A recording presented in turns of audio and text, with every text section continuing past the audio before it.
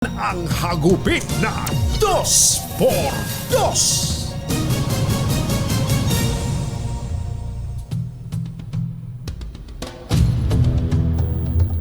Lamig. Giniginaw ka ba? Lamig. Lamig.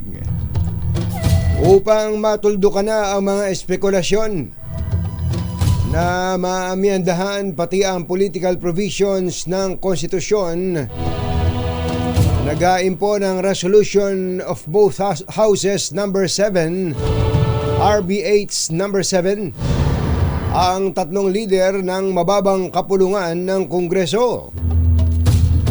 Ito daw po ay eksaktong kopya ng RBH 6, Resolution of both Houses number 6, na inakda ni na Senate President Mig Zubiri, Senator Sani Angara at Loren Legarda, na tinatalakay na ngayon sa Senado sa pag-asang tapusin na ang mga debate sa magkakasalungat na paraan sa charter change at tiyak na magkaroon ng deal bago ang Holy Week. Nakasaad sa RBH 7 na ang economic provisions lamang ng konstitusyon ang aamyandahan. At ito ay katulad ng RBH 6. Di ba sinabi mo? Yun nga. Oo. Kaya, siguradong walang matatalakay na political provisions dito gaya ng pangamba ng ilang sektor. Ang RBH 7 ay inakda naman ni na House Senior Deputy Speaker Aurelio Gonzales, House Deputy Speaker JJ Suarez, House Majority Leader Manuel Dalipe, at Anthony Taberna hindi po kasama. At layunin nito na sabayan na ang pagtalakay ng Senado para mapabilis ang proseso. Isyu ng bayan, katotohanan, Dos por Dos. Pag maitim ang balak, magtago ka na.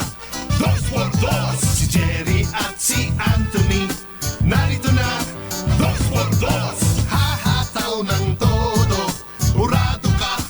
Dos por Dos. Ang katotohanan, dala nila. Dos por Dos. Walang sinasamba pali, maniwala ka. Dos por Dos. Hataw ng gusto, tol, umasa ka. Dos por Dos. Dos por Dos. Hoy, ba't ba yun napindot ko? Ano ba yun? Ano ba yun? Parang, Hello! kumusta po kayo lahat mga kaibigan? Yeah. Parang kalo, hindi yan. Nagkamali lang ako ng pindot. Sumablay lang yung daliri. Hi.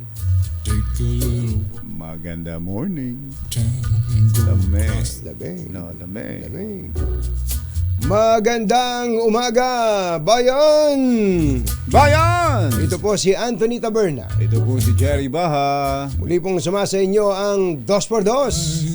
Ngayong araw na ito ng Friday! Yuhuu! Kumusta po kayo?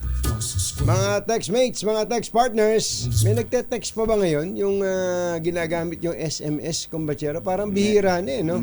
Pero meron pa rin. Oo, gusto kasi nung marami, nakakalibre na lang. Gamit yung mga... yung may bayad pa rin ngayon, yung mga text na yon. Kung, Wala na yata mga promo. Mga kasama sa promo, kumbachero.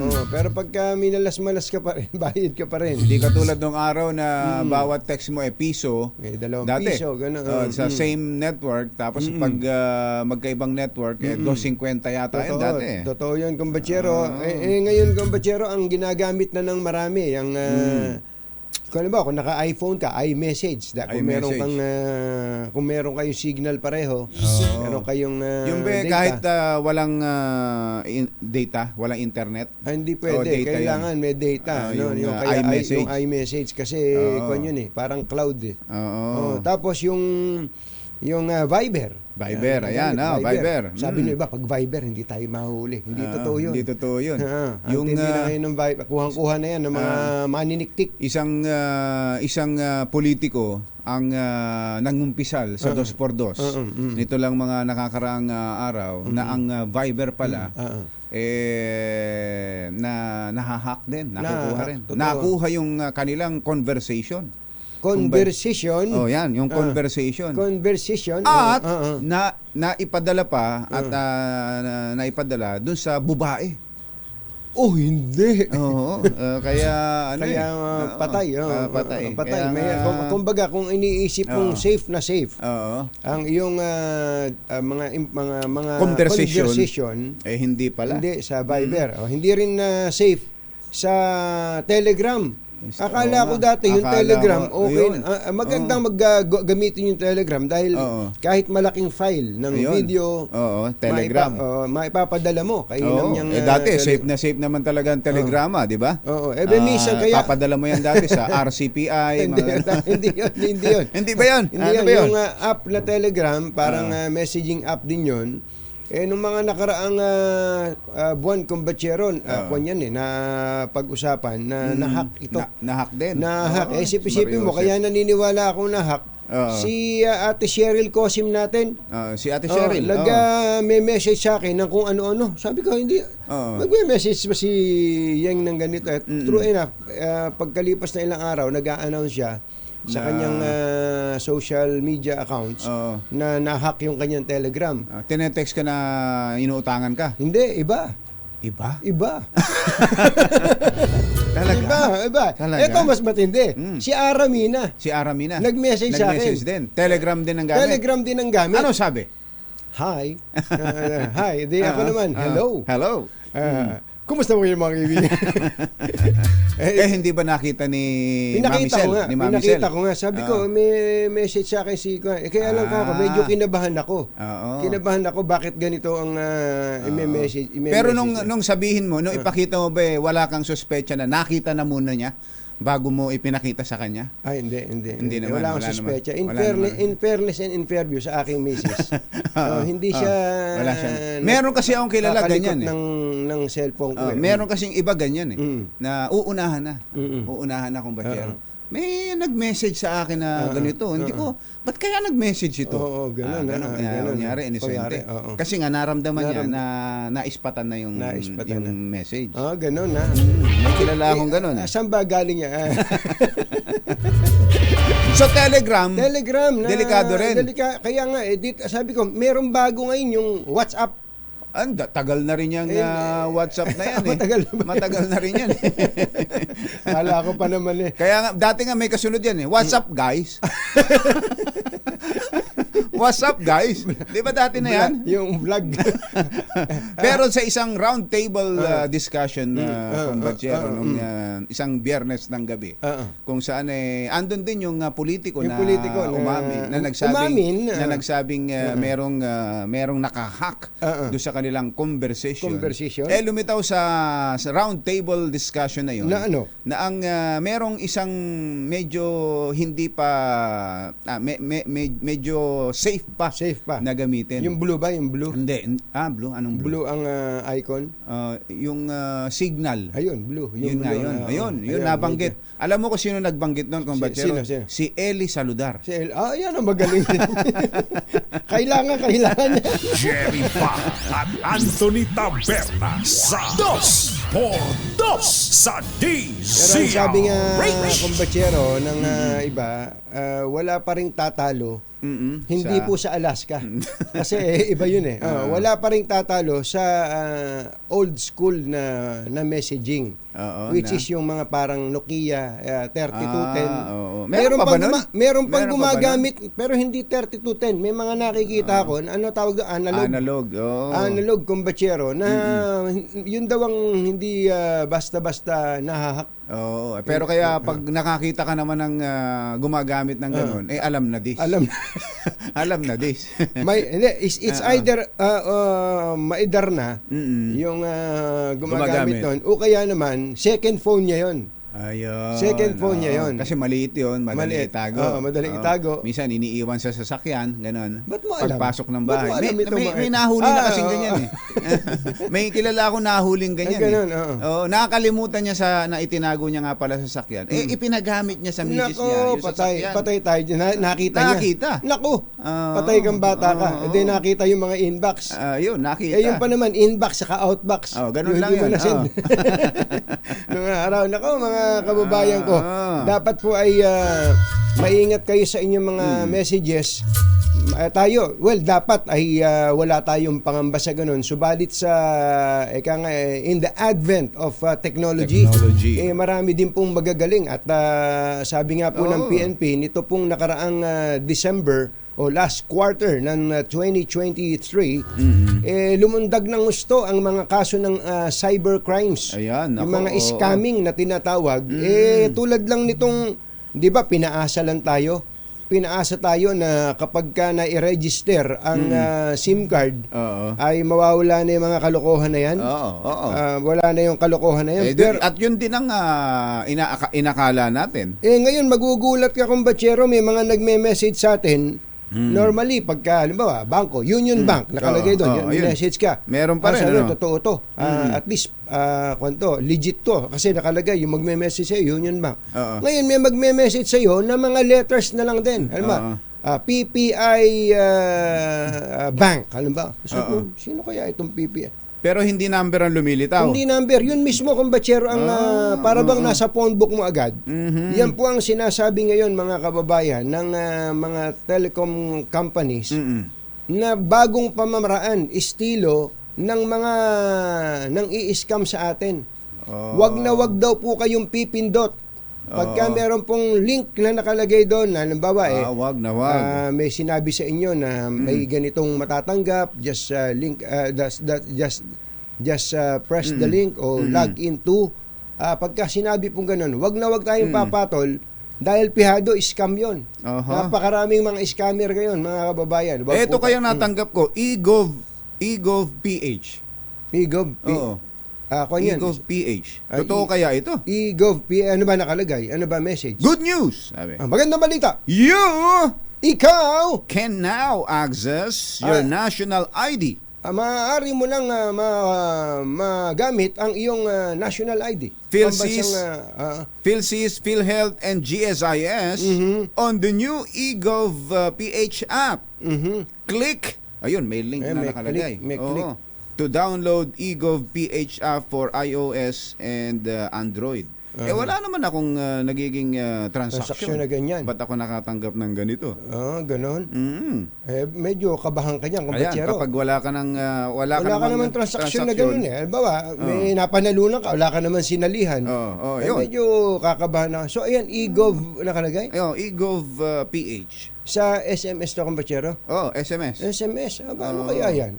Baka nakatanggap din kayo nito. Huwag kayong click ng click, ha? Pinifish po kayo. Pinifish po kayo check yan. and double check muna. Ito kayang hindi kaya nagagawa ito sa pamamagitan ng dati yung mga machine na maaari lumaganap, lalo na ginagamit din ng mga politiko pag eleksyon. Yung mga text blast. Kasi computer yan. Yun din yun lang, habang nagpo-programa lang tayo, tingnan nyo yung Facebook, bigla na lang may magme-message sa'yo na pare-pareho ng message sa mga nanonood sa atin. Sasabihin na kung ano-anong Bitcoin ang sinasabi. Kaya yun, ini-scam po tayo nun. Gamit po nila ay technology. Nako, wag tayo magpapaloko. Wag na wag. Pag naloko ka minsan, kasalanan nyo yun. Pag naloko ka pangalawa, sa'yo na yun. Ayan, ikaw na yun. Ang mga kumbatsero ng bayan, Katunying at Ka-Jerry. Sabi ng Senado, kayo na une. Sabi ng House of Representatives, hindi, kayo na une. Sumasagot lang kami. Hindi, naalala ko, kayo yung ganito. Ayun, ito parang turuan. Sabi ng House of Representatives, sige, kayo na nauna, gagayahin namin kayo.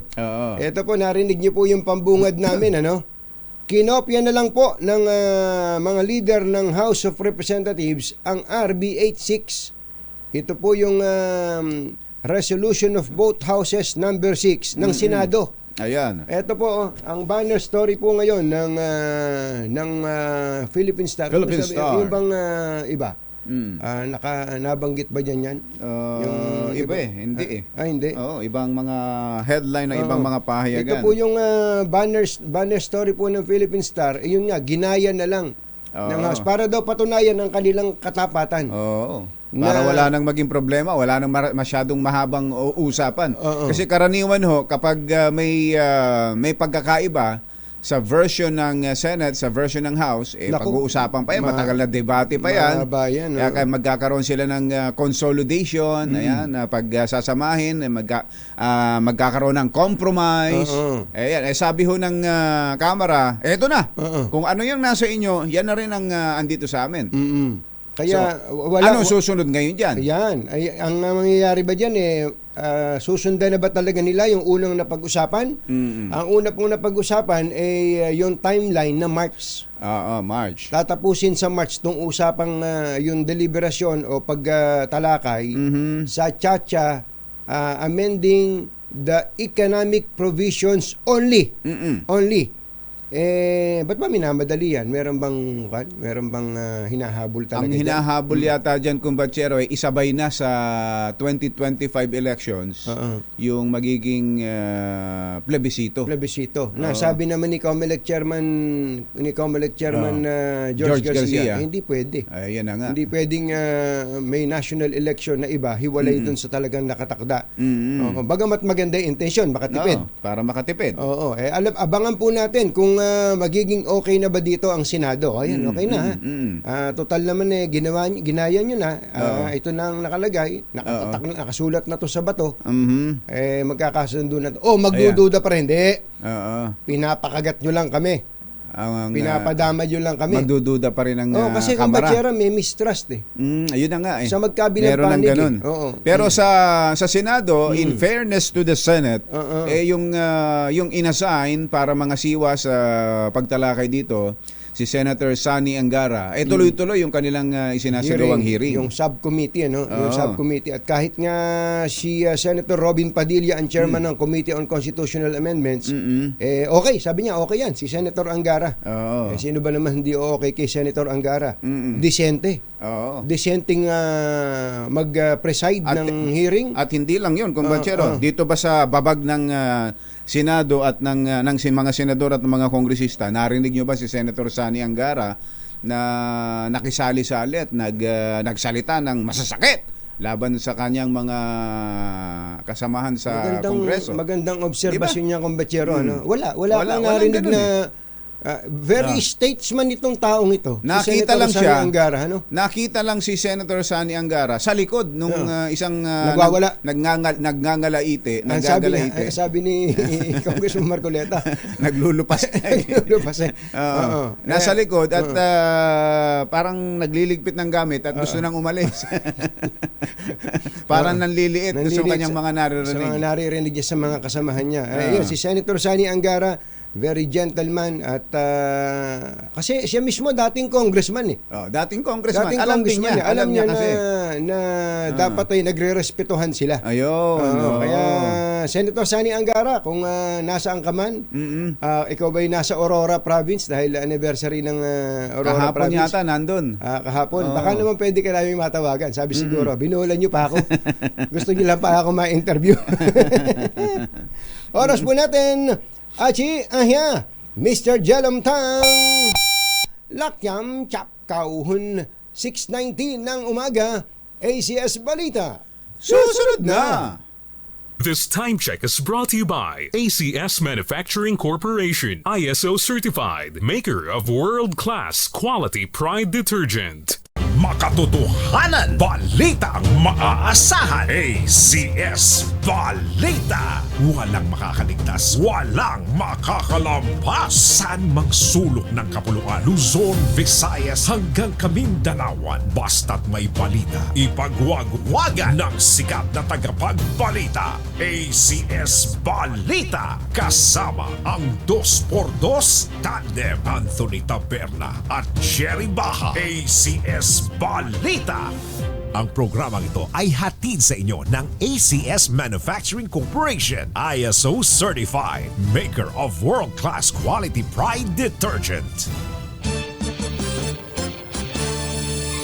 Araw po ngayon ng Martes, 20 ng Pebrero 2029. Hindi pala 2024 sa ulo ng ating ACS Balita. Yan ang advance kumbachero. 2020. Uugod-ugod na siguro tayo. Paano ka lang 100 pisong dagdag sahod? Pinagtibay na ng Senado sa ikatlo at huling pagbasa. Mga plastic bottles, maaari daw pong papalitan ng sardinas, bigas at noodles dito sa Pasay City. Pasahe sa aeroplano tataas sa Marso. Mahigit pisong taas presyo sa mga produktong petrolyo. Marangkada na. Naku po! Negosyanteng Chinese dinukot sa Maynila. Mga kidnapper humihingi ng ransom. At bagong silang na sanggol natagpuang patay sa loob ng isang eco bag sa Ilocos Norte. Magandang umaga, Luzon, Visayas at Mindanao. Good morning, Philippines. Hello, world. Kami po ang inyong mga tagapagbalita. Ito po si Jerry Baha. Ito po naman si Anthony Taberna. At ito ang ACS Balita. Pinaprubahan na po ng Senado sa ikatlo at huling pagbasa ang panukalang batas na naglalayong itaas ng 100 piso ang daily minimum wage ng mga manggagawa sa pribadong sektor sa kabila ng pagtutol ng business community at mga ekonomista. Nakakuha ang Senate Bill 2534 ng 20 yes votes. Walang tumutol o abstention dahil wala sa plenaryo sina Senador Amy Marcos, Lito Lapid, Cynthia Villar at Mark Villar sa oras ng botohan. Kapag ito ay tuluyang naging batas, makakakuha ng 100 pisong dagdag sa kanilang arawan sahod ang nasa mahigit 4 na milyong minimum wage workers sa buong bansa. May biyaya sa basura sa Pasay City. Yun. Yan ang pinatunayan ng city government ng Pasay matapos na ilunsad ang proyekto na inaasahang makakatulong hindi lamang sa environment kundi higit sa may hirap ng pamilya sa lungsod. Sa ilalim ng proyekto, ang 10 plastic bottles ay papalitan ng ayudang bigas, noodles at sardines. Umaabot na sa 10,000 residente sa Pasay City ang nabiyayaan ng proyekto na katuwang ang simbahan ng Filipino-Chinese community, bahagi na rin ang pagdiriwang ng Chinese New Year. Sinabi ni Leonor Mendoza Loor, OIC ng Our Lady of Sorrows Parish Church Foundation, layunin ng proyekto na mabigyan ng halaga at importansya ng ang mga basura, paano ito isa-segregate para pakinabangan at hindi makaperwisyo sa kapaligiran. Ayon kay Loor, ang mga nalikom nilang plastic bottle ay gagamitin para sa iba't ibang proyekto sa lungsod. Yan ang good news. ACS Good News. At sa atin naman bad news. Ayan na. Tataas ang pasahe sa aeroplano sa susunod na buwan matapos ang dalawang magkasunod na pagbaba. Kasado kasing itaas ng Civil Aeronautics Board sa Level 6 ang fuel surcharge mula sa kasalukuyang Level 5. Ibig sabihin 185 pesos hanggang 665 na ang babayarang fuel surcharge ng pasahero para sa domestic flight habang 610 hanggang 4,538 Naku po, inang. sa Taas. international flights. Kahit Hong Kong lang? Basta international flights. Mula ito Yan sa na yan. kasalukuyang 151 hanggang 542 para sa domestic flights at 498 hanggang 3,703 para sa international flights. Hindi pa ito, baka isipin nyo, automatic yung translation nitong binanggit nating mga numbers. Oo. Fuel surcharge pa lang po pinag-uusapan dito. Oo. So pag Yung tiningnan itataas. pag tiningnan niyo yung ticket niyo, baka iba dito, baka hanapin niyo sa amin 'yun, ha. Oo. Kasi kung titingnan mo dito kung bachero, halimbawa sa international, ang binabayaran daw ay Hanggang, 498 hanggang ang 4,000. hanggang 3,703 dati. Ngayon, magiging 610. Ibig sabihin tumaas ng mahigit 100 piso, 120 o magigit kumulang. Yung pinakamababa. Oo. Yung pinakamababa, yung shortest international distance. Tapos, kung malayuan naman, malaki-laki diferensya kumpatsero, halos 1,000 Oo, ang kaya nga, itataas. So, kampo, hintayin natin announcement ng Civil Aeronautics Board na hindi naman tayo nalilito. Alas 6:31 ang ating oras. Buenos dias con todos, mga Chabacano. Gising na ba kayo? At sa isa pa nating bad news. Mariano, umarangkada na ang mahigit pisong taas presyo sa mga produktong petrolyo. Sa magkakahiwalay na kalatas ng mga oil companies, magkakahiwalay na kalatas pero magkakapareho. Aba, Ho! ito ba yung deregulation? Opo! Ano? Magkakahiwalay na kalatas pero magkakaparehong halaga. Dumaas ng 160 per liter ang presyo ng gasolina, 110 Magkano? per liter, 110 110? sa per liter ng diesel Oo. at 1.5 naman sa gas o kerosene. Alas 6:32 ng umaga, makayapayaba kay Kong Ane, mga kabalen, gising na! At sa isa pa nating bad news, Dahil bad humihingi news, ng ransom ang mga kidnapper ng negosyanteng Chinese na dinukot ng 2 armadong kalalakihan sa harap ng bahay nito sa Santa Cruz sa Maynila noong linggo ng gabi. Hindi ibininyag ng Manila Police District kung magkano ang hinihingi ransom ng mga kidnapper ni Ki Shanjin. Ayon sa MPD, 2 lalaki ang biglang lumapit sa biktima at sa pilitan itong isinakay sa isang kulay brown na Toyota Innova at kaagad tumakas. Sinabi ng ilang testigo na may speed racer marking ang gilid ng sasakyan ng mga kidnapper at may star na logo naman ang hood nito. Samantala, isang bagong silang na sanggol naman ang natagpuang patay at nakasilid pa sa isang eco bag sa Batac, Ilocos Norte. Natagpuan ng sanggol sa harap ng isang bahay at natuklasan lang ito ng may-ari dahil sa masangsang na amoy sa kanyang bakuran. Sa ginawang pagsusuri, hustong 9 na buwan ang sanggol nang ito'y ipanganak at naroon pa ang umbilical cord ng matagpuan. Dinala ang bangkay sa simbahan para pabendisyonan bago inilibing sa sementeryo. Sinusuri na ng Batac Police ang CCTV sa lugar at mga record ng Rural Health Unit upang malaman kung sino ang mga nagbuntis at nanganak sa lugar upang matunton ang ina ng sanggol. ACS Balita. Susunod! Tito Boy! Planong kudita sa Senado. Kinumpirma mismo ni Senate President Mig Zubiri. Opo, totoo pala. Totoo nga palang may efforts, international efforts.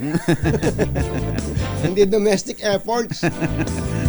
Yan at iba pa sa pagbabalik ng ACS Balita. 6:34 ng umaga, Lakyam Samsihun.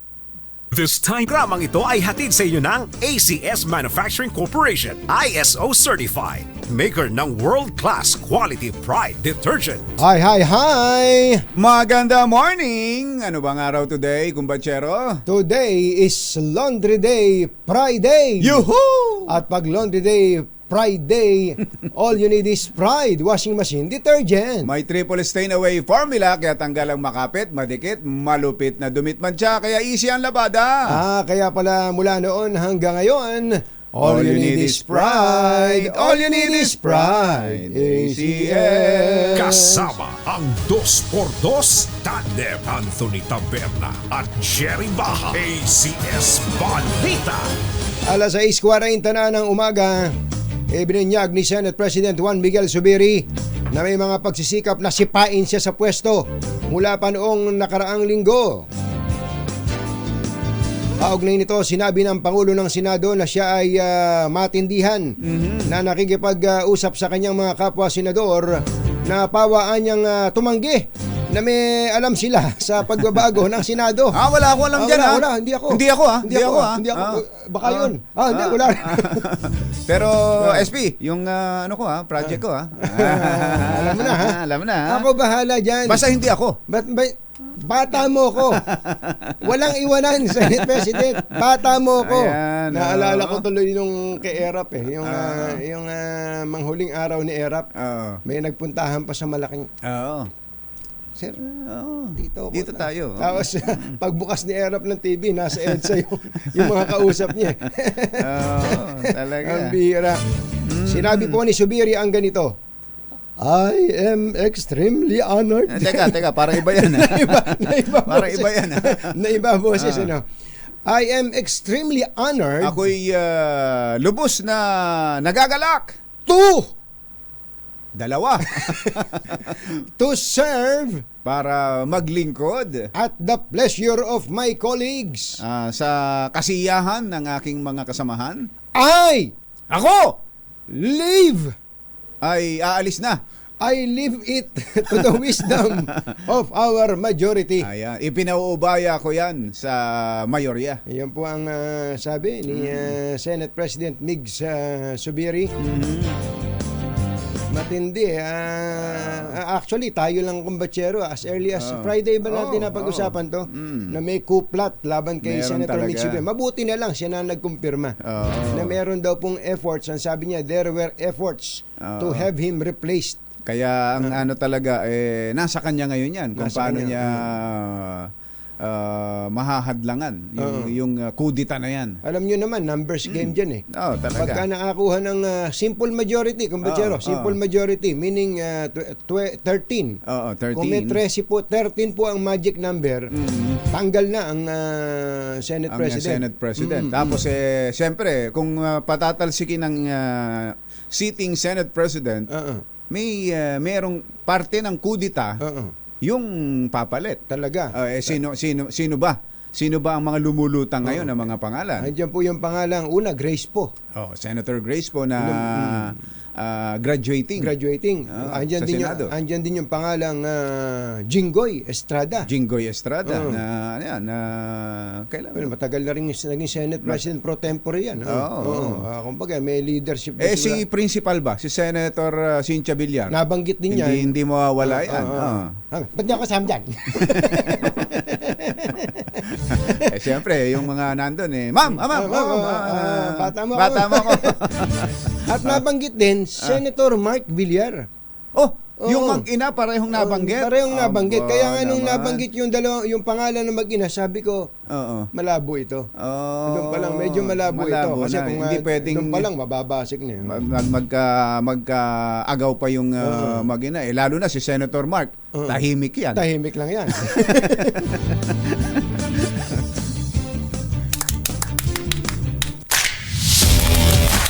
Alas 6:43 na ng umaga. Mag-follow up po tayo sa balita na may kinalaman sa pag-kidnap sa isang negosyante dyan sa Maynila. May ransom demand na pala. Matindi, ha? Alamin natin ang update mula kay RH29, Boy Gonzales. Coming, boy! Anthony, at gaan ko pa nga rin yung mga otoridad kung sino yung mga suspect na dupopot sa isang negosyanteng Chinese dito sa Santa Cruz, Maynila. At kinumpirma nga na kahapon pa ng barangay official na may hilinging ransom ang mga kidnapper. Batay sa record nila, dalawang lalaki yung dumukot sa biktima, si Chi Sang-jin, 27 anyos, taga Fujian, China. Negosyante at residente nga ng Alonso Street, Santa Cruz. At dumulog sa kanilang barangay ang ama ng biktima ng abduction kasama yung isang interpreter na Filipino-Chinese na dalawa nga hindi nga kilalang lalaki ang sapilitan tumangay sa negosyante sa tapat ng kanyang bahay. First time may mangyari, Anthony Jerry, ng abduction dito sa Barangay 313, District 3, dito sa barangay nila. Katabi ko si Chairman Eddie Hasmin, ang barangay chairman ng 313. Chairman, lahat kay sa Despodos kay Antoinette Jerry. Mula nung naging chairman kayo, first time lang to? Opo, for the first time na nangyari sa aking barangay. Almost kasi ako ng residente dito, Chinese. Pero mga Filipino-Chinese, ito may mga natira na rin mga pure Chinese na nagligosyo dito sa Kalakang, Manila. Yung nga po, for the first time may nangyaring kidnapping na hindi natin inaasahan. Ano po ba ang negosyo nitong Ayon po sa may-ari ng bahay na nag-interpret, yung nag-i-interview, meron daw po silang nagtindahan ng cellphone, mga laptop yata sa Quiapo. Yun. Pero hindi ba nangangamba yung mga ilang Filipino-Chinese dito sa barangay? Ngayon po nangyayari na po yung mga residente po natin na Filipino-Chinese, siyempre nagkaroon ng pangamba dahil nagkaroon po ng kidnapping dito for the first time. Kaya humihingi sila ng dagdag bantay tuwing gabi hanggang madaling araw. Mhm. Yun ang hinihingi nila ngayon sa aming barangay. Siyempre, sa pamumuno naman po natin, lagi naman po natin ginagawa yung peace order dito. Pero ngayon, sinigurado po namin na ang barangay 313 po, nagpadagdag po ako ng tanod na every gabi para at least sa pag-iikot nila. Opo. Pero yung itong lugar nyo, malapit na sa eskwelahan to na mga... Ano sabi ng may-ari mismo ng gusali ng building? Ayun nga po, talagang siyempre, kinakalain, kailangan yung mga katulad yung may-ari ng building ngayon, papalitan na rin niya yung lock ng pintuan niya kasi dala-dala ng nakidnap yung susi. Kaya kailangan mapalitan, yun ang pinangangambahan niya. Nakitagugnayan na ba yung mga sa pamilya, yung mga suspect? Ano sabi sa inyo? Well, wala naman po kasi, hirap kasi po, hindi natin masyado nakakausap yung pamilya ng suspect kasi unang-una, Chinese sa Chinese, di talaga marunong Tagalog, kailangan tuwing pupunta sila ng barangay, kasama yung nag-i-interpret, yung may-ari ng building na tinitira nila. Okay, So residente na matagal na dyan yung pamilya ng biktima, Chairman? Ano pa? Matagal nang nakatira dyan yung China. Ano ba? Hindi po. Wala pa rin po isang taon nito. Wala pa isang taon. Nakatira rito. Ayon po sa may-ari. Ano ba? Siguro mga 7 months, 8 months lang daw. Oo. Ano yan? Malamang tinanong nyo gaano kalaki yung katagal yung kanilang lease agreement. Ano ba? Are they here for good o nagninegosyo lang ba dito yan? Ano ba trabaho nila? Wala. Negative po tayo sa info kasi unang-unang tinatanong namin kung may mga kaaway sila, yung ini-interview po natin sa pamamagitan ng interpreter po natin. So far, ang lagi sila sabi lang niya, ang negosyo niya sa nagtitinda ng cellphone sa Quiapo. Wala naman daw sila kaaway. Paano Tapos may tauhan daw silang sila alis. 2 months lang daw ni driver. Nakuha na rin namin yung pangalan pero 2 months na paalis hindi para na po natin alam kung talagang tunay na nangyari ito sa So yan pong Chinese ay as in pure Chinese na dayo lang dito galing Fujian, China. Chinese po talaga. Pero nagtatrabaho dito. Nagninegosyo dito. Ayun po sa nag-interpret sa kanya, yun ang sabi. Baka pwedeng kausapin nyo yung chairman, maisuggest ko lang, baka pwedeng kausapin yung may-ari ng building, yung nagpapaupa, para alam ninyo kung at least yung kanilang alamin din yung status background. background. Kasi hindi marunong magtagalog, paano nakakapagbenta ng cellphone sa Quiapo? Oo. Actually po, yung pagpunta po nila dito sa barangay, yan po mga unang tinanong natin. Talagang tinanong natin, ano ba talaga yan? Ano bang tunay na pagkatao niyan? Ang sagot lang po sa atin, negative talaga kasi ang ayon sa may-ari, pumunta lang daw dyan sa building niya, naghanap ng matitiran. Yun, binigyan na niya. Hindi, pero may problema tayo doon, Chairman, kasi una-una, hindi nyo alam kung sino yung nasa barangay ninyo. Hindi po ba't... Oo nga po. Chairman, maituloy ko lang. Kasi ang mga lease agreement na yan, sa paupahan, hindi ba, negosyo nung nagpapaupa yan eh. May business permit nga po sa inyo yan, di po ba, Chairman? Meron po ba? Yung may-ari ng building na business permit po ba yan? Ay, ito po, siguro po yung yung sa sinabi nyo ngayon, kakusapin ko po ulit si may-ari. Nag-aanapan natin po ng kaukulang permit kung meron po talaga siya. Tama po. Kasi actually po, dalawang beses pa lang nagpunta yung may-ari. Yung unang gabi po, tsaka kahapon po, humingi lang siya ng konting assistance na bantayan yung people niya. So, hindi pa nakapag-usap ng ganun katagal. Siguro po, yung sa sinasabi niyo po, nagkaroon po tayo ng konting idea, maano po natin, matatanong saka natin. Ang importante po yan, bilang kayo po ang pinakaaman ng barangay, alam niyo rin yung yung kung sino-sino yung nandidiyan sa inyong Opo, barangay, no? tama nga po. Yun po talagang ano. Kasi ang mga may-ari naman po, nangyayari po, wala silang sinasabi sa atin na Oo. Baka kasi ito po ay Chairman, baka po kasi ito ay hindi naman kidnapping. Oo. Ano, kasi iba yung abduction, iba yung kidnapping for ransom. Magkaiba po kasi yung bagamat pagka tinagalog nyo, parehong dinukot 'yon, ano? Oo, para yung dino. Oo. Pero saan ho nanggaling na meron ng ransom demand? Yun po ang sabi ng may-ari kahapon. May-ari ng building. Oo. Oo, na may tumawag daw. Siyempre, negative po tayo sa info dahil hindi naman po natin nakakausap ng direkta yung...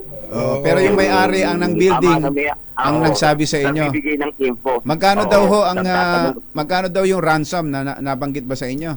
Ang hinihingi daw po 30 million, yun ang 30 sabi. million. Kidnapping 30 for million. ransom nga yun. Ayaw po sa may-ari. Opo. Ito hong dinukot ay may asawa at anak kasama diyan?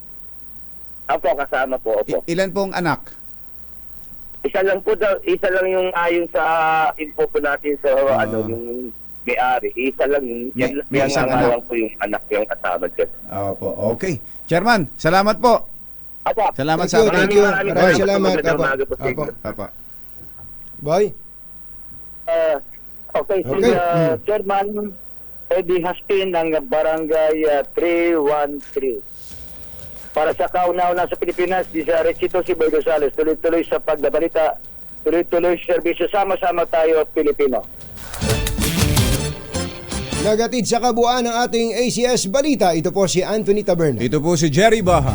Kasama ang 2x2 tandem Anthony Taberna at Jerry Baha. ACS Si Balita. Pastor Apollo Kibuloy, sinabpina ng House at ng Senate. At Magkasabay least pa, nagkasundo ang Senado rito. Nagkasundo at halos magkasabay pa ang kanilang pagpapalabas ng Subpoena. Subpoena. Subpuena. Oo, at ang Senado, ang gusto ng Senado, paharapin kaagad sa kailan ba dapat na nagpalabas sila Feb 14, dapat ay Feb 19 kahapon. So nagtakda kaya ng panibagong petsa ang Senado. Ang House of Representatives March pa. Ang House of Representatives gusto nila paharapin kaagad sa Kamara ituhong si Pastor Kibuloy nung tanungin ho, kailan nyo gusto? Sa Holy Week. Sa March 26, kumbachero. March 26. Eh di ba yun yung Semana Santa na ngayon? Pasok yun eh. Eto, nakalagay kasi. Sigurado ba yan? Oo. Hindi ba March 12? Kibuloy has been summoned to appear and testify. Aba, si Pastor Kibuloy ay ipinatawag at inuutosang humarap at tumisdigo Before the House Committee on Legislative Franchises sa komite na nagbibigay ng prangkisa on sa... March 26. Really? March 26. Ayos pala yung patawag. Wala silang pasok. Pambihirang pati siya. Joseph naman. Napakatagal naman yan. Kausapin Pinapinan natin. nyo pa. Kausapin natin ang kampo ni Pastor Apollo Kibuloy. Susunod na. Oras po natin 6 minutes before 7 in the morning. Jerry Baha at Anthony Taberna sa 2x2 sa DZRH. Balitang makatotohanan, balitang maaasahan. ACS Balita. Ang programang ito ay hatid sa inyo ng ACS Manufacturing Corporation, ISO certified, maker ng world-class quality pride detergent. Time check natin dun eh. Yun ang station ID, no? Talagang darating ang panahon, AI na lang ang kausap nyo rito.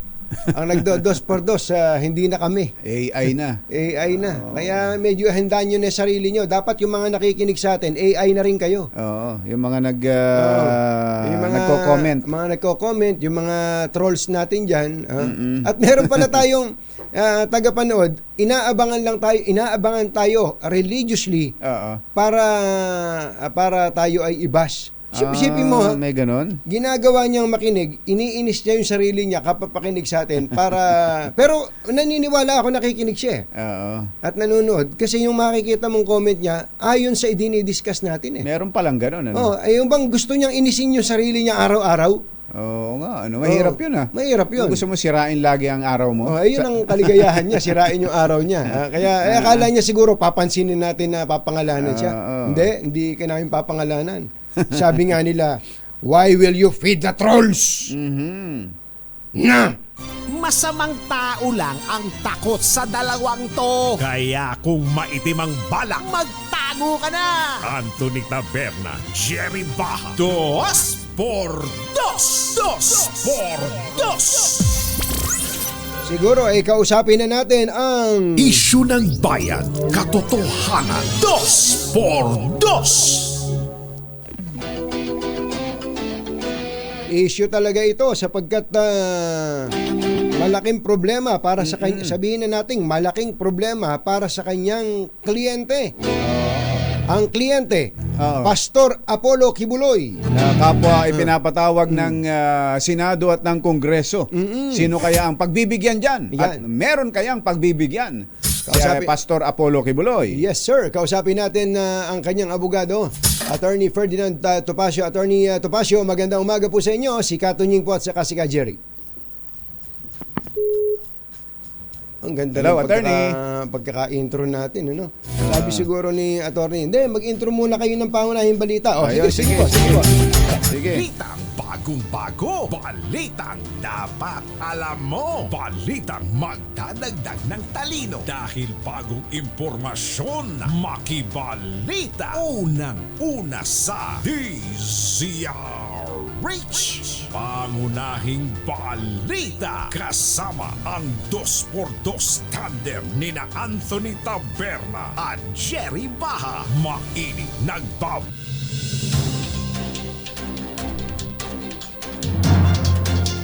Araw po ngayon ng Martes, Feb 20, 2024. Sa ulo ng ating mga pangunahing balita, 72 na biktima ng food poisoning sa Agusan del Sur. Driver's license ng SUV driver sa Subic Road Rage sinuspinde ng 90 days.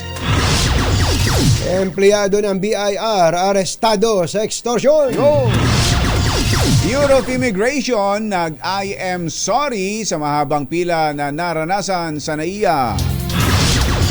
6 na sundalo, 3 miyembro ng Maute patay sa engkwentro sa Lanao del Norte. At economic tsa-tsa ng Senado, kinopya na lang ng Kamara. Magandang umaga, Luzon, Visayas at Mindanao. Good morning, Philippines. Hello, world. Kami po ang inyong mga tagapagbalita. Ito po si Jerry Baja. Ito po naman si Anthony Taberna. At ito ang Pangunahing balita. Balikan natin ang abogado ni Pastor Apollo Kibuloy, si Attorney Ferdinand Topacio. Magandang morning, Attorney. Yes, magandang umaga po. Kasamang Jerry, kasamang Anthony. Mabuhay po kayo at lahat ng ugat sa inyong katawan. Yun, buhay na naman siya. Buhay na naman ang mga ugat ni Attorney. Laging buhay ang ugat eh. Pero, Attorney, ang tanong nga po namin dito kanina ay pagbibigyan nyo ba ang sabpina na to sabpina. At kung meron man kayong pagbibigyan, alin doon? Sa Senado o sa House of Representatives? Alam niyo naman po, hindi naman po sa pagbibigyan sapagat yan po ay sabina. Ngunit kami po naman ay palagi niya sumusunod sa mga legal na proseso as long as yun pong proseso ay may paglilingkod po kami at ito po ay naayon sa batas. Okay. Ito ho bang sabpina ng dalawang kapulungan ay naaayon sa batas, Attorney? Well, malalaman po natin yan kung akin pong makukuha yung kopya at official na pong matatanggap ni Pastor Apollo Kibuloy. Hindi pa ho pala napadala. Well, as far as I know po, kasi alam niyo naman po, ang tanggapan ni Pastor ay nasa lungsod ng Davao. Ako naman po ay nasa Maynila. At ito po ay pag-aaralan po natin kapag ito po ay na-transmit na sa any one of his lawyers. Ako ay isa labang sa legal team ni Pastor Apollo Kibuloy. Kailan ho ba kayo huling nagkausap at siya ba'y andito lang din sa Pilipinas? Opo, ang pagkakaalam ko nandito lang po at yan po naman ay isang bagay na nakonfirma naman po ng ating Bureau of Immigration na hindi naman po umaalis sa bansa si Pastor Kibuloy. Nagkausap na ho ba kayo mula nang mapabalitang siya'y isinabpina na ng Senado at ng Kongreso? Well, I'm sure po na kapag opisyal na natanggap yun, ay makikipag-ugnayan po sa akin ang kanyang tanggapan. Opo. Kayo po naman, attorney, ay pwede na nating sabihin na veteran pagdating po sa pagre-represent ng mga lagi ng nasa receiving end ng mga pag-criticize o kaya investigasyon mismo ng both houses of Congress. Ano po ba yung nakikita nyong pagkakapareho o pagkakaiba nito pong pinag-uusapang subpoena kay Pastor Apollo Kibuloy at sa iba po ninyong mga naging kliyente in the past Senate or House investigations? Ay pareho lang naman po, Sir Anthony, Sir Jerry, yung epekto niyan. Opo. Katulad po nitong sa mababang kapulugan po, may hinihingi po yata silang mga impormasyon na kami naman po ay willing na ibigay. Si Pastor Kibuloy po sa matagal na panahon ay hindi na po nakikialam dito sa day-to-day operations nitong SMNI o yung Suarasug. At kaya kung anumang informasyon po na kailangan nila ay maibibigay po ng marami pong tao. Makikita naman po ninyo, every hearing po ay may mga kinatawan ang SMNI doon po sa mababang kapulungan. Opo. Sa Senado naman po ay titingnan po natin yung takbo po ng investigasyon sapagkat sa maraming kaso po, sinabi na po ng ating kataas-taasang hukuman, yung Neri versus Blue Ribbon Committee, Senate versus Ermita, yung Balag case, at ang latest po ay yung Ong versus Senate Blue Ribbon, na ako naman po yung kumatawan sa petitioner, at kami po ay nanalo roon at sinabi ng kataas-taasang hukuman na ang Senado ay hindi siya investigador, hindi siya piskal, hindi siya pulis, hindi siya NBI, at lalong-lalong hindi na siya korte, na hindi po tama na ang Senado ang forum to determine the guilt. So ito po ang mga pagbabasihan po namin. At bukod po doon sa mga requirements na inilatag na rin po ng ating Korte Suprema sa maraming kaso na kapag ang investigasyon, dapat ito ay number 1, talagang in aid of legislation. Number 2, dapat ay yung mga tanong in advance ay ibigay dun sa resource person. Number 3, kung merong kopya po noong proposed legislation ay ibigay din para alam po ng resource person ang isasagot. At higit po sa lahat, nasa saligang batas na ang karapatan ng mga dadalo sa investigasyon ng Senado ay dapat pong galangin ng Senado. Opo. In other words, meron po bang possibility na hindi pa rin po pumunta si Pastor Kibuloy sa Senate investigation or sa House investigation for that matter, basing on the premises na inyo pong binanggit? Katulad po ng sinabi ko, Sir Anthony, ay we will cross the bridge when we get there, to use a worn-out phrase. At titignan po namin yung subpoena kapag natanggap po namin. At kung maaari naman po kaming kung ano pong maibibigay namin informasyon o kinakailangan po ng mababang kapulungan at ang ating Senado, ay willing naman po kaming lagi. Lagi po namin gagalangin ng batas at ang mga rules ng ating legislatura. Actually, kaya ako po binabanggit kanina yung pagkakapareho o pagkakaiba ng mga subpoena na ito saka yung mga nakaraan, para po kasing standard lang yung, para bang may template lang yung subpoena, no? Pinapalitan lang yung mga mismong petsa, pangalan, impormasyon, pero yung esensya ay pareho lang. Kaya po actually po with all due respect, gusto ko pong malaman kung ano yung sinasabi nyong naaayon sa batas. Meron bang maaaring laman yung subpoena na yon na hindi sang-ayon sa batas? Ay hindi po. Ang sinasabi ko po kasi, ang Korte Suprema na po natin ang nagsabi na ang kapangyarihan ng legislatura, that means yung ating pong House of Representatives at ang ating Senado na mag-conduct ng inquiries in aid of legislation ay hindi naman po limitless.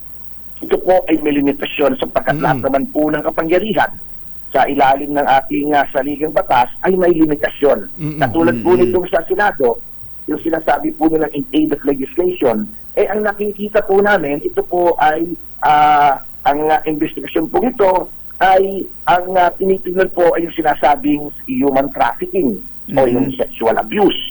Last June or July lang po, kung ako hindi nagkakabali, ay itong nakaraong taon lamang po ay nagkaroon ng susog yung batas natin sa human trafficking.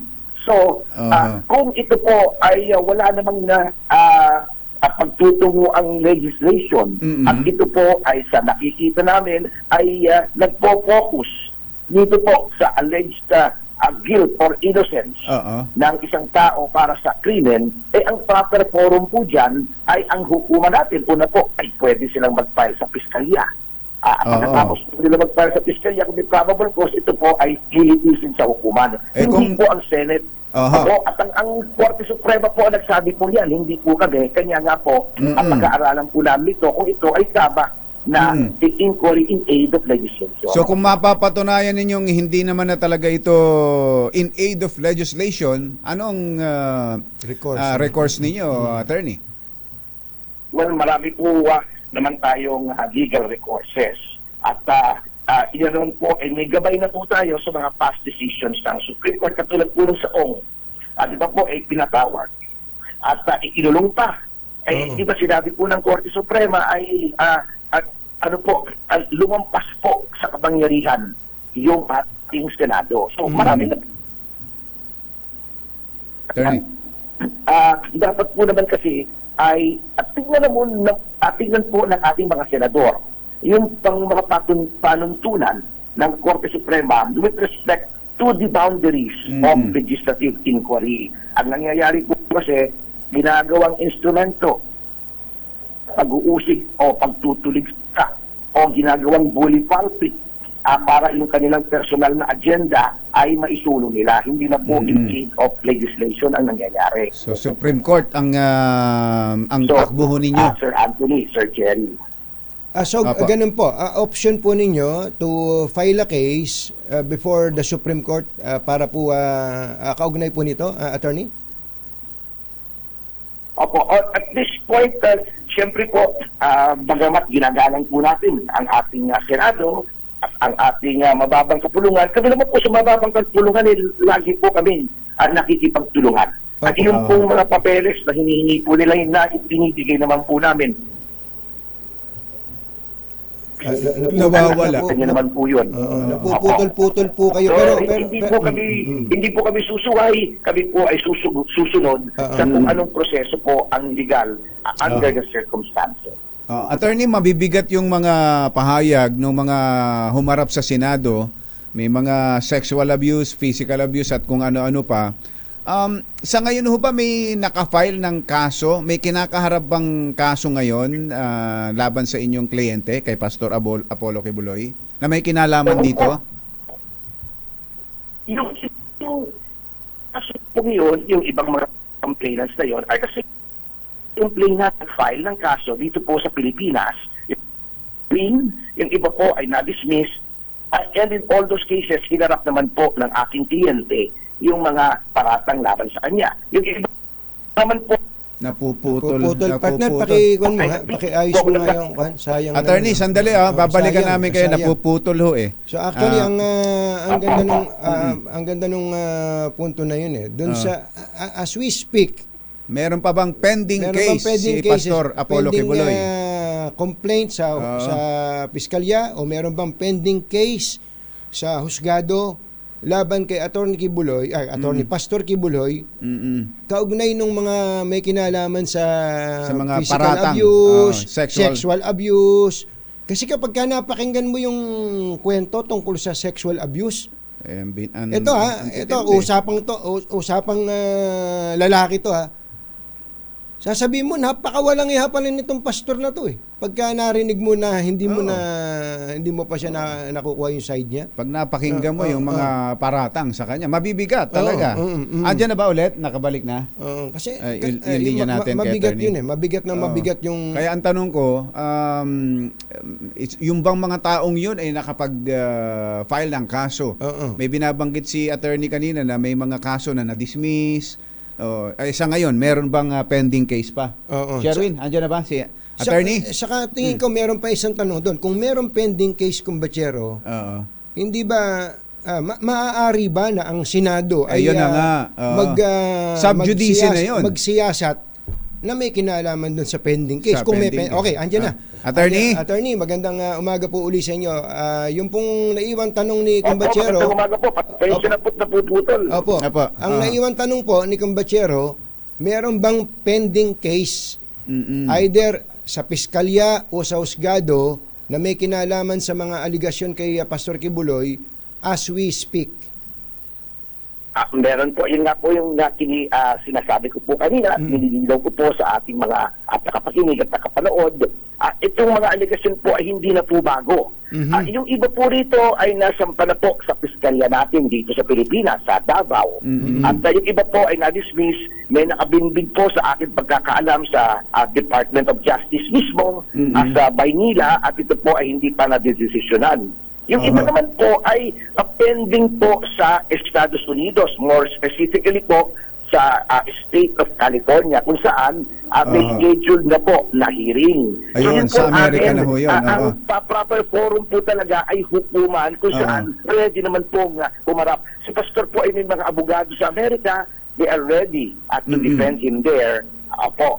So yun po ang sitwasyon. Opo. So may nakapending sa DOJ, pero sa court ho, wala ngayon. Wala sa ngayon. Sa Philippine Court. Sa Philippine Court. Dito sa Pilipinas po ay wala po, hindi pa po umaabot. Pero sa Amerika po ay nasa korte na. But in all of these cases, at sumali po kami sa proseso, lumahok po kami, tinarap po namin yung mga akusasyon. Pero sa Senado po, hindi naman po yun ang para sa amin ay proper forum at ang Korte Suprema na po ang nagsabi doon. Opo. Yung po bang anggulo na yon, yung argument na yon that there are pending cases before the prosecution of the DOJ, hindi ba yun sapat para sabihin sa Senado na sub judice na to, o kaya we cannot discuss the merit of the case before the Senate dahil ongoing na yung investigation at the prosecution level? Ayun po mismo ang aming punto. And time and again po, muli po, ay sinabi po yan ng ating Korte Suprema, yung pong right against self-incrimination, to confront the witnesses, the right to due process, etc., ay dapat pong galangin. At napakarami na pong kaso yan, at sana nga po ay natutunan po ang ating mga mambabatas. Yung mga iba naman po ay ginagalang yan. Katulad po nung nag-appear ako sa Blue Ribbon nung si Ginoong TJ Gingona, ang chairman, ay ginalang naman po nila yan. Marami pong pagkakataon. Ako po ay talagang marami na po ako hinarapan din sa Senado in representation. Just na last week po ay nasa Committee on Migrant Workers ako kung saan magkakampi kami ni Senator Ontiveros sa pagtulong namin doon sa mga na-scam noong Alpha Asistenza sa Milan. So, ito po naman yung nating personal against Senator Risa. Siya nga po hinahangaan ko. Ngunit sa pagkakataong ito, I will have to beg to disagree na ito pong Senado ito ang proper forum dito po sa mga testigo laban kay Pastor Kibuloy. However, alam niyo naman ng optics dyan, attorney, kapag ka po hindi humarap si Pastor Apollo Kibuloy, hindi niya hinarap publicly yung kanyang mga accuser sa before this investigation sa Senado, alam nyo na po kung anong itsura nun, attorney. Are you willing to take the risk sa magiging imahe po ng inyo pong kliyente? Marami na po akong nare-represent na kliyente na sa una po hindi maganda ang optics, at nagkakaroon ng parang lynch mob o feeding frenzy ang media, etc. Ngunit, alam niyo po, para sa akin, ang natutunan ko in my 32 years of being a lawyer, ang katarungan po, ang rule of law, ang truth and justice ay hindi po nagdidepende sa optics, hindi po to na nagdidepende sa popularidad, sa public opinion. Truth and justice are absolute values na hindi po nagdidepend sa yung present na opinion ng publiko o ng media. So, ito naman po kami laging nagre-rely at that with all humility, yung mga sinasabi ng kliyente ko na noon ay talagang kinikriticize ay na-acquit naman po at napapawalang sala ng ating hukuman. Well, in all fairness to you, marami pong mga kaso, hindi lang po kliyente ninyo, guilty po sa Senado pero absuelto sa husgado. Marami pong ganun. Maraming ganun. Marami na pong ganun. Marami. Opo. Ito nga, kung gagawa tayo ng listahan, siguro isang makapal na libro po yun. Attorney, maraming salamat po sa inyo. Attorney. Maraming salamat po. Manatili sanang buhay ang mga ugat sa inyong katawan. Well, thank you po as usual for your fame, for your fairness. Maraming salamat po. God bless and good morning po sa inyo at sa lahat ng inyong mga fans. Si Attorney Ferdinand Topacio, abogado po ni Pastor Apollo Kibuloy. Mga nangunguna at mga bagong balita sa DZRH. Pangunahing Medyo balita. kakabahan ka rin mag-usisa kay Attorney Topacio habang nakikinig sa iyo ang mga justices ng Korte Suprema. Nakikinig pala sa atin ng mga justices ng Korte Suprema. Magandang umaga po, Justice Maides Marquez, kay Chief Justice Alexander Hesmundo. Magandang umaga po. At kay Ombudsman Justice Samuel Martires. Uncle Sam. Magandang morning. Ang tindi, no? 7:23 ng umaga, sandali po lamang. Champion, gawang peerless na Berna at Jerry Baha. DZRH. Pangunahing balita. Alas 7:29 na ng umaga. Tatay Bonnie Aporo, magandang morning. Mahigit 70 ang isinugod sa ospital sa Esperanza, Agusan del Sur matapos na mabiktima ng food poisoning. Ayon kay Provincial Health Officer Dr. Jackie Monville, karamihan sa mga na-ospital ay nakaranas ng pananakit ng tiyan, pagsusuka at pagtatae. Sa datos mula sa Esperanza Medicare Community Hospital, 72 ang ginagamot pero sabi ni doktora, maaaring nadagdagan ito kung isasama ang bilang ng mga sumugod sa ibang ospital. At ay sa Facebook post na nasabing ospital, nagsimula ang food poisoning sa food packs na ipinamahagi ng isang pribadong kumpanya.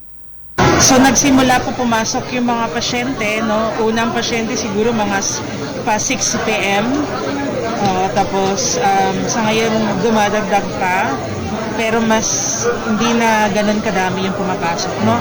So total initial as of now nasa listahan natin mga nasa 72, no? So dito lahat sa Esperanza Medicare Community Hospital. Si Dr. Jackie Monville, ang Provincial Health Officer ng Agusan del Sur.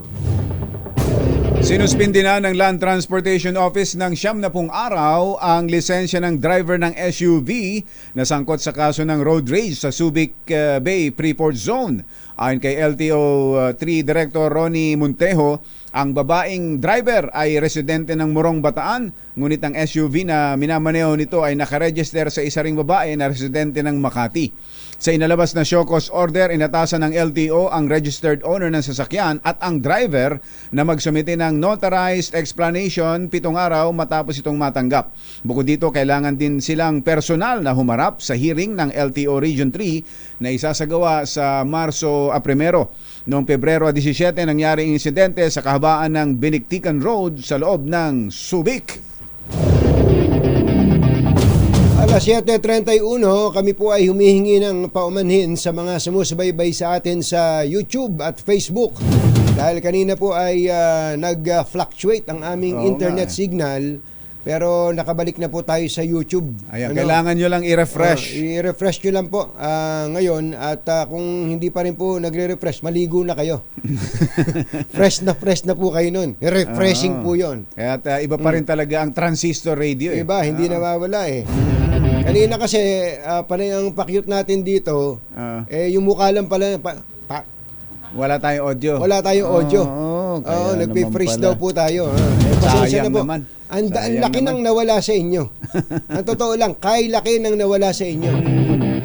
Alas 7:32 ng umaga, Mother, where is father? Isang empleyado ng BIR ang inaresto sa pangingikil sa isang negosyante na nagtitinda ng bisikleta. Ayon kay BIR Commissioner Romeo Lumagi Jr., walang lugar sa bagong BIR ang empleyado na kanilang inaresto noong mismong Valentine's Day matapos ireklamo ng extortion. Hindi pinangalanan ni Lumagi ang extortionist na BIR employee na kinasuhan na ng robbery, extortion, grave coercion at usurpation of official function o authority at paglabag sa Anti-Graft and Corrupt Practices Act. Siya ba itong nasa likod ng rehas na bakal na Nasa yan? likod siya ng rehas na bakal. Binisita siya ni Commissioner Lumagi at sinabing, ang init yan, no? Hindi nga natin pinangalanan pero pinakita naman natin ang kanyang muka. Ayan, ho. Ayan, ho. Kita po ang kanyang Kitang-kita, muka, ho. mga kaibigan. Ho. Dapat lang talaga. Pag Dapat ganyan kayo mga sapo, talagang may... nagsasamantala sa gobyerno.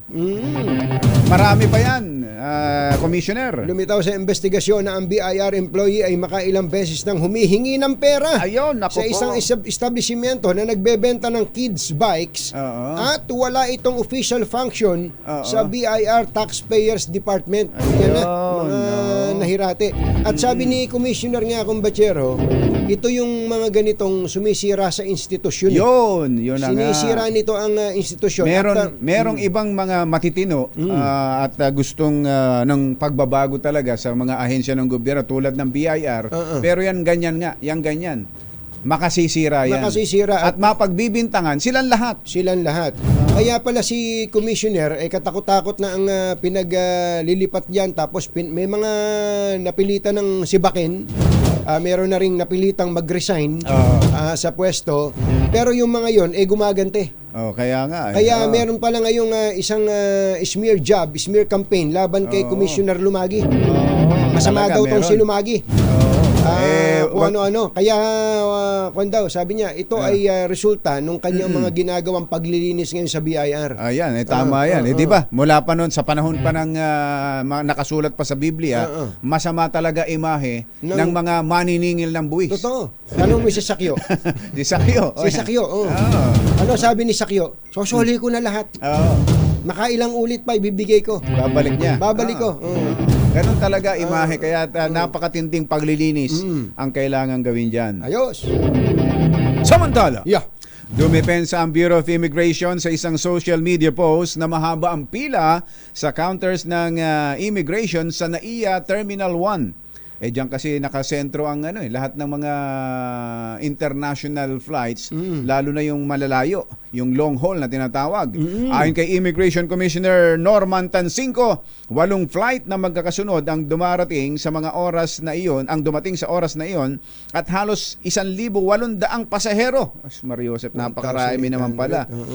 Tumagal lamang ng may 40 minuto ang pila para maubos ang pasahero sa queuing area ng Terminal 1 dahil bukas naman anyang lahat ng counter sa Terminal 1 arrival area. Humingi ng pangunawa si Tansinco sa publiko sa mahabang pila kasabay ng mga high passenger load flights galing Vancouver, San Francisco at Los Angeles. Ayun na nga, nakalimitang punuan ng mga eroplano ng pasahero pag dumating sa bansa. Kalimitang dumarating ang naturang mga flight alas 6 ng umaga, subalit bago pa mag alas 7 daw ay naubos na ang pila. Isa rin dapat gawin ng kumbatsero yung yung parang pila na parang sawa. Para magiging first come, first serve. Halimbawa, sa Hong Kong. Yung ganun, sa di ba? Hong Kong, kaya kung kailan ka ba huling napunta ng Osaka, yung Kansai Airport niya, ubod ng haba. Maniwala kayo, ubod ng tagal. Isang oras nakapila ang mga Pilipinong nagpunta dun sa Osaka. Pero kahit sinlakas ng boses ng ipis, wala ka maririnig na Pilipinong nagrereklamo sa haba ng pila. Pasensya na kayo hindi tamang humaba ang pila, pero minsan maiisip mo, pagka nandito sa Pilipinas wagas kung tayo ay magreklamo. Pumila ka ng mahaba. Pero pag sa ibang bansa, kababait natin. Oo nga, yun. Dito nga sa atin, doon sa arrival, doon sa departure, ganoon kumbachero. Sawa. Pero pagdating, Terminal 1, same terminal, hindi na nakasawa eh. Kaya nangyayari, yung lane na mabilis, mauna, yung kanina pa nakapila doon sa isang lane na bumagal dahil may nagtagal doon sa isang pasahero, nagtatagal, humahaba ang pila. Talaga, nako. Dapat ayusin din yung queuing. Yun ang paraan para sa liit sa liit ng space din. First come, first serve ang dapat na gawin. Totoo. Diskarte yan. Commissioner Norman Tan 5. Tan 5. Samantala, isang malungkot na balita, patay ang 6 na sundalo matapos ang naging engkwentro ng militar at mga miyembro ng Islamia Maute Group sa Lanao del Norte. Ayon kay AFP Chief of Staff General Romeo Browner Jr., 6 na Scout Rangers ang nasawi habang 4 naman ang sugatan sa nangyaring sagupaan. Nakakalungkot naman ito, mas marami pang nalaga sa sundalo natin. No? 6 ang patay na sundalo at sa Maute ay meron ding napatay. Tatlo sa Maute. Ito'y bahagi pa rin ng kanilang operasyon laban sa mga nasa likod ng nangyaring pambobomba sa Mindanao State University noong nakaraang taon. Ayon kay Browner, sinisiguro nila sa mga pamilya ng sundalong nasawi na hindi nila hahayaan na mauwi sa wala ang sakripisyong inialay ng kanilang mga kawal. Nagsalang na rin ang sariling resolution of both houses ang Kamara de Representante para talakayin ang pag-amyenda sa 3 economic provisions ng konstitusyon. Ang RBH 7 ay kahalintulad ng resolution of both houses number 6 na kasalukuyang tinatalakay na ng Senado. Ito po'y may layuning amyendahan lamang ang mga economic provisions ng konstitusyon, partikular ang sections 12, section 14 at 16 at hindi sakop ang anumang political provisions. Ang RBH 7 ay iniharap ni na Senior Deputy Speaker Aurelio Dong Gonzales, Deputy Speaker JJ Suarez at Majority Leader Manix Dalipe bago magsimula ang sesyon kahapon. Susunod! Dito po! Sino itong actress na kapatid ng isang sikat na actor politician nabuntis daw ng kanyang aktor na boyfriend? Hindi. Hindi. Parang hindi naman na bagong bagay ngayon. Mga hindi mag-asawa, tapos mag-boyfriend. Mga bubuntis talaga. Nangyayari talaga. Meron nga akong kilala, nahakbangan lang yung asawa niya, buntis eh. Matindi naman matindi, nahakbangan lang. Samantalang iba takot-takot na doktor ang pinupuntahan para lang magbuntis. In vitro, kung ano. Lahat ng sayaw, sumayaw na sa Ubando, sumayaw na sa Lexus. Lahat sinayaw. Hindi mabuntis-buntis. Yan, ito, nahakbangan lang, buntis. Hindi, pero ito hindi hakbang to, kumbachero. Matagal na to eh. Matagal. Baka ilang beses sinakbangan. Yan at iba pa sa pagbabalik ng Pangunahing balita. 7:40 na ng umaga. This time check is pangunahing balita sa showbiz. Magandang dilag, puso ko'y Uy, oras si Ka Jerry Labasan pala nag-birthday nung isang araw. Hindi man lang nangumbida. Pambira. Hindi man lang kayo nangumbida. JLL, happy birthday. Wala ba tayong buko pa dyan? Ang nagbe-birthday ngayon ay si Dean Nilo Divina. Aba, Dean. Dean, happy birthday. Binabati ka ng buong PMA Maringal Class of 1988. At happy birthday din kay Ate Donica Daniel Jorge. Anak siya ni Kuya Dominic George at ni Doktora Donna. 28 ka na pala, pambira. Mag-asawa ka na. Happy birthday.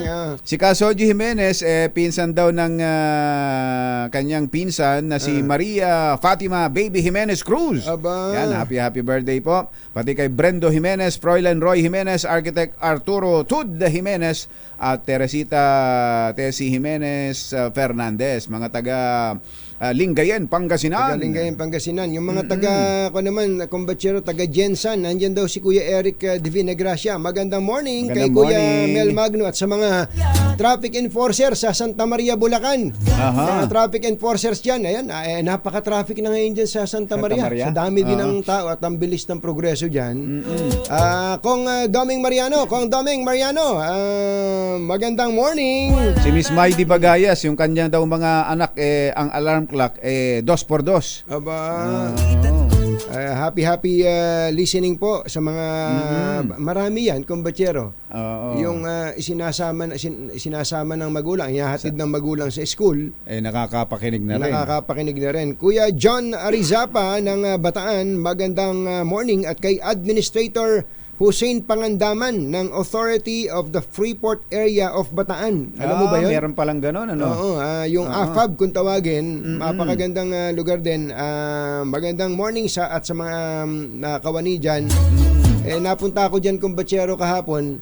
Diyan pala ginagawa yung ilang mga international brand. Ba, yung Coach bag. Mga ganon. At ang gumagawa, mga Pilipino. Mga Pilipino. Pwede ba sila magpalusot man lang dyan na ilabas sa likod ng bakod? Pwede. Para maibenta ng mura. Hindi Yun nga ang irony ng kumbatsero, no? Dito ginagawa, i-export. Kasi for export yan Hindi pwede sa local production Pagka-export, bibili natin, i-import, pabalik dito, mahal na. Napakamahal na. Pero ang maganda naman doon, kumbatsero, ang daming nalilikhang trabaho pag maraming mga investors. Ganun talaga. Pagka mga investors ay nagpunta dito, kahit pa nga anong brand yan, sa apparel, sa computer chips, mga kotse. Ang nalilikha po niyan ay trabaho para sa ating mga kababayan. At kaya yan nga ang layunin ng mga mambabatas natin sa pagsusulong ng charter change para yung mga masyadong mahigpit, yung mga economic provisions, restrictive, tawag nila, restrictive economic provisions ng konstitusyon, medyo maluwagan at mabigyan ng chance yung mga gustong mamuhunan dito sa atin. Kaya ngayon po, doon sa mga hindi pa yung kagigising lang, nag-file po ng kaparehong resolusyon ang House of Representatives. Kopyang-kopya. Copycat. Para daw trying hard.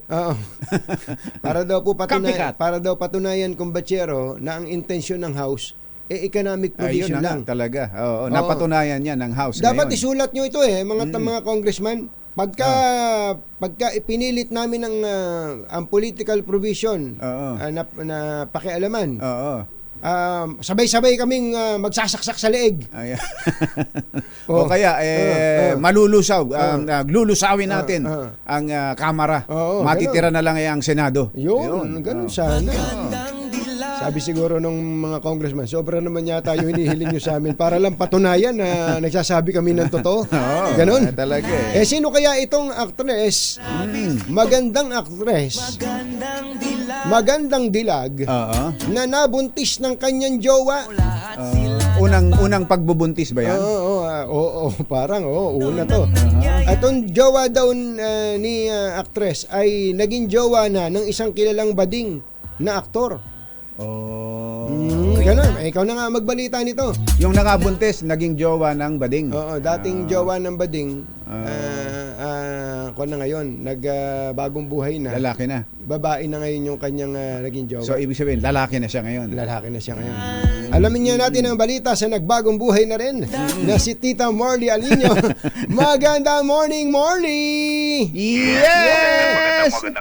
Magandang morning. Nagbago na nga. Tito Morley. Kumusta na? Hindi bagay. Ay, nako. Yung field! As in Fraggy daw ang isang magandang actress na kung saan courtesy of gwapong aktor na napabalita noong naging jowa din ng isang badingding kunini. Well, pinag-uusapan sa Showbizlandia ang pagbubuntis ng naturang actress Dahil? hindi pa sila kasal. Una nang naka-assemble ng baby bago pa humarap sa dambana. Yan ngayon ang usap ko. Sabi ni Vic Lima, bakit? Masama ba yon? Parang hindi, no? Hindi. Dapat kasal muna. Oo. Bago churba syenes at chuchu. Kasi dapat talaga. Kasi nga, galing nga itong actress na ito sa isang kilalang pamilya, di ba? Na ang kanyang syopatid, di ba? Isang kilalang actor-politician din. Kaya naman, marami ang nagtataka at nag-iisip, bakit mas nauna pang najuntod ito, bakit hindi pa na ikakasal, kumbaga. Well, sa totoo lang. Sukob. No, parang may sukob ba? Dapat nga magpapakasal sila ng sabay din eh. Kaya lang hindi pwede kasi sukob. Pero ang problema ngayon, mas nauna siyang na-juntild. Yun ang usap-usapan ngayon ha. Juntild ang naturang aktres sa kanyang guwapong aktor. Kung sa bagay, parang pakakasalan din naman to eh. Kaya lang hindi pa yata panahon para ibulgar na buntis ang naturang aktres. Pero ngayon, usap-usapan na juntis talaga siya. Ang naturang aktres na usap-usapang buntis ay si actress. Ayan ha. Sumasakay ba sa kabayo yan? Hindi. Ay, oo! Sabi ko sa'yo. Nagulat ka tuloy, ha? Oo. Kaso nangangabayo. Nangangabayo ito. Hindi na siya pwedeng mangabayo ngayon kung totoo buntis. Sa bagay. Ilang buwan na ba? Sabi 3 buwan na raw o 4 buwan. Pero na yan, hindi naman halata pa rin. Kasi siyempre pagkapanganay, lagi namang malitan siya ng mga nagbubuntis na panganay, di ba? Pero yun na nga, usap-usapan na nga. Baka tumaba yan. Medyo chubby-chubby nga ito, kumbaga. Pero hindi ganun ka-sexy. Pero hindi, ako sexy ang tingin ko sa kanya. Alam mo naman. Oo, may mga lalaking ang gusto nila talaga sa babae, malaman. See? Sino ba yan? Sino ba yan? Di yung actress na may letter R sa kanyang pangalan. Yan. May Tapos letter yung R. actor naman, alam na alam kapag binanggit ang letter nitong lalaking to. Bakit? Dahil mahilig siya sa mga minudo.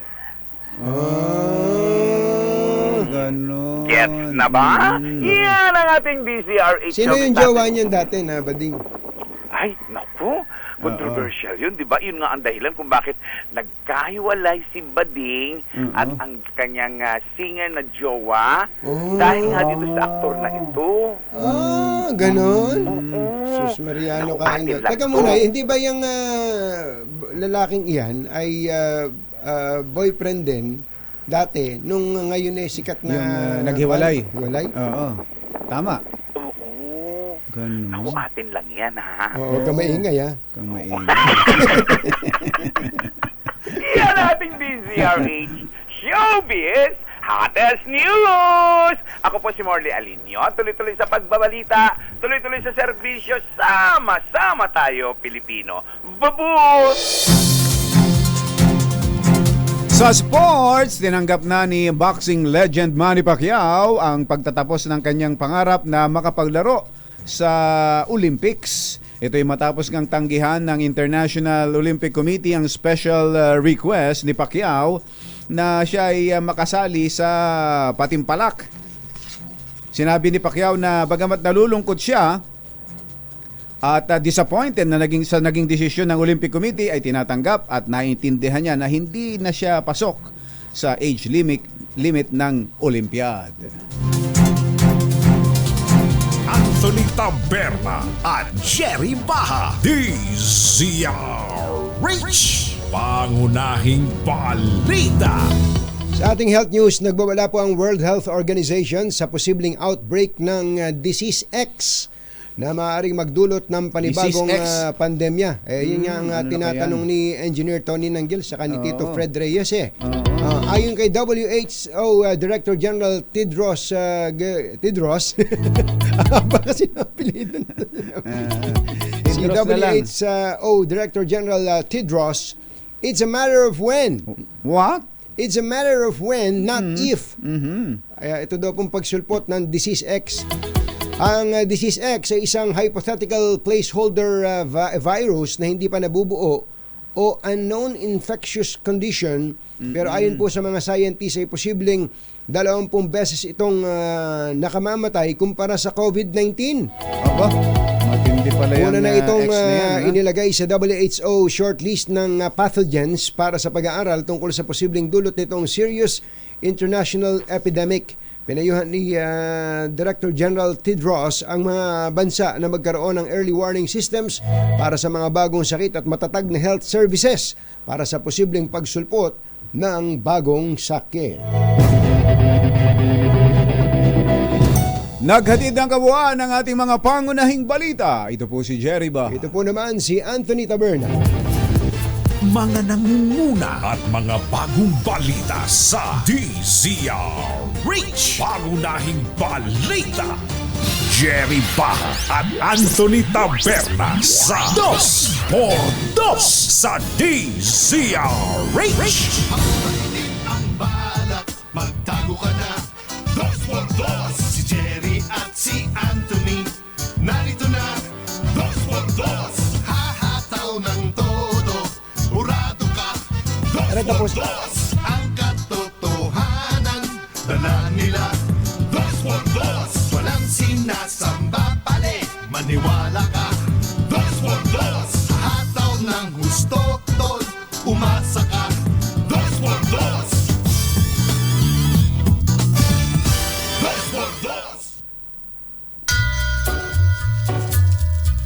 Hi. Maganda morning. Yo! Oy, alam nyo, itong 2x2 jingle namin ay niregalo po sa amin ito ni Combachero ng hotdog. Yung grupong hotdog.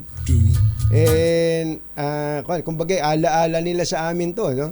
Hindi po namin to ni-request, hindi po namin to hiningi sa kanila.